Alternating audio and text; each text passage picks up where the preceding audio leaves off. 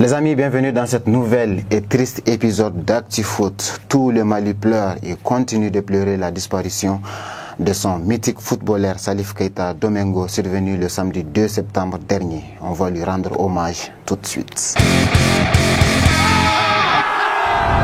Avant d'entrer dans le vif du sujet, découvrez dans la rubrique des infos croustillantes du jour les dernières nouvelles de nos aigles qui sont déjà en regroupement. Après 3 matchs nuls pour lancer leur saison, Amari Traoré et ses partenaires de la Real Sociedad sont passés à la vitesse supérieure en décrochant leur première victoire en Liga le samedi passé en battant Grenade sur le score de 5-3. Le capitaine des Aigles, devenu indispensable pour le club basque, s'est offert une passe décisive sur leur deuxième but. Dans le jeu, il a fait preuve d'une grande sérénité et de combativité et on sait qu'il va faire de même lors des prochains matchs du Mali. Après le regroupement, Amarintos jouera son premier gros choc en Espagne face au Real Madrid avant de recevoir l'Inter Milan en Ligue des Champions. De leur côté, Ibrahima Koné et Almeria sont en grande difficulté en ces débuts de saison. Le vendredi passé, en ouverture de la 4e journée de la Liga, le Malien et ses coéquipiers ont subi leur 3e défaite de la saison en perdant 3-2 face au Celta Vigo dans un match très disputé. Néanmoins, le buteur malien peut avoir des regrets puisqu'il aurait bien pu changer la donne s'il n'avait pas manqué un face-à-face incroyable à la 77e minute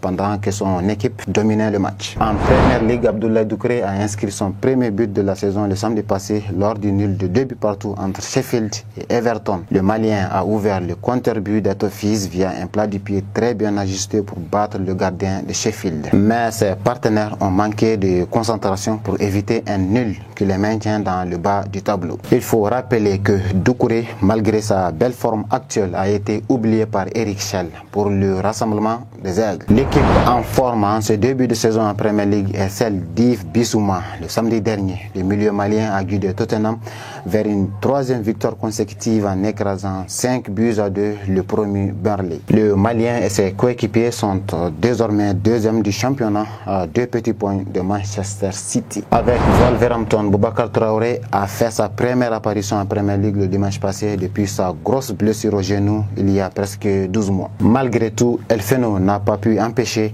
une défaite cuisante de 3-2 à son équipe puisqu'il avait en face un Cheikh Doucouré qui a encore livré une performance monstrueuse dans l'entrejeu de Crystal Palace. Avec Ferenc Varos, Adama Traoré Malouda marche sur l'eau en ce début de saison. Ce dimanche, le buteur malien s'est offert un doublé retentissant en championnat, portant ainsi à 4 ce nombre de réalisations dans l'élite. En ce début de saison, aucun footballeur ne fait mieux que le gaucher des Aigles en termes de buts en Europe. En 12 rencontres, toutes compétitions confondues, Malouda a trouvé à 10 reprises le chemin des filets, dont 3 doublés. On pense qu'Eric Schell va l'intégrer sans hésiter dans son 11 pour ses prochains matchs. Les Aigles ont été en fait convoqués pour jouer 2 matchs ce mois-ci. Une grande partie des 25 joueurs sélectionnés ont regagné le nid ce lundi pour préparer la réception du Soudan du Sud le vendredi prochain à l'occasion du dernier tour éliminatoire de la CAN 2023. Même si les Aigles sont déjà qualifiés, ils auront à cœur de donner du plaisir aux supporters qui feront le déplacement le jour J. Le match s'annonce spectaculaire. Le 12 septembre, les Aigles seront accueillis par les éléphants de la Côte d'Ivoire pour un match amical qui n'est pas amical du tout. Le Mali aime jouer et battre la Côte d'Ivoire et avec l'effectif qu'on a, on pense que les éléphants vont lui l'air le jour J. Les amis, vous le savez, le Mali a perdu un grand homme, le meilleur footballeur de son histoire, le samedi 2 septembre dernier. Pour lui rendre hommage, on a fait de lui notre aigle du jour. Figure emblématique du football malien, africain et mondial, Salif Keita Domingo s'est éteint le samedi passé à la suite d'une maladie de longue durée. Nombreux sont ceux qui ne l'ont pas vu sur les terrains, mais on sait qu'il était difficile de supporter l'équipe contre laquelle il jouait. Domingo a commencé très jeune sa carrière au Mali. Il n'était âgé que de 16 ans lorsqu'il jouait son premier match international avec les Aigles. C'est d'ailleurs lui qui leur permis d'atteindre pour la première fois la finale d'une Coupe d'Afrique. C'était en 1972 à Yaoundé et c'est son meilleur exploit en sélection. En club, Domingo a d'abord brillé avec le Stade Malien et l'AS Real, qui l'a conduit successivement jusqu'en finale de la Coupe d'Afrique des Champions dans les années 60 avant de rejoindre la France et l'AS Saint-Étienne où il va exploser aux yeux du monde. En 185 matchs avec les Verts, le Malien a planté en tout 140 buts. Ses performances lui ont valu 3 titres de champion de France, 2 coupes ainsi que le soulier d'argent européen. Après avoir remporté le premier ballon d'or africain en 1970 et fait vibrer les supporters de plusieurs grands clubs dont Valence et l'OM, le Malien revient sur sa terre natale pour y développer le football. En 1994, il ouvre les portes du premier centre de formation de football au Mali, d'où sortira plusieurs talents dont Seydou Keita et Mamadou Djaradjila. Il parviendra aussi à diriger la FEMA Foot de 2005 à 2009. Rapide, agile et technique, Salif Keita était un homme surdoué et un footballeur d'exception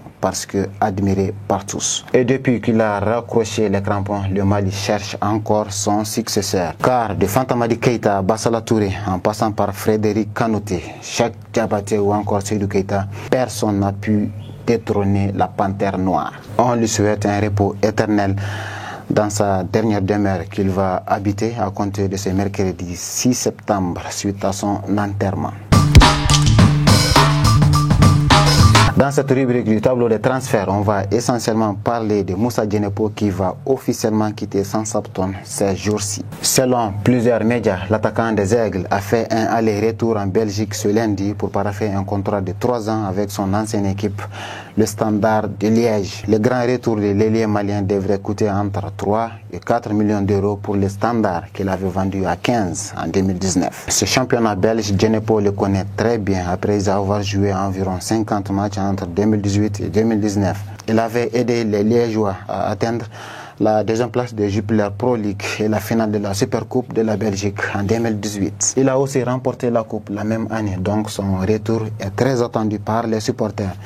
Et on espère qu'il y retrouvera sa meilleure version cette année. Les amis, voici en gros les infos qu'on avait à vous partager. Les Aigles joueront le vendredi prochain à 19h pétante au stade du 26 mars. Et nous y serons pour leur apporter notre soutien.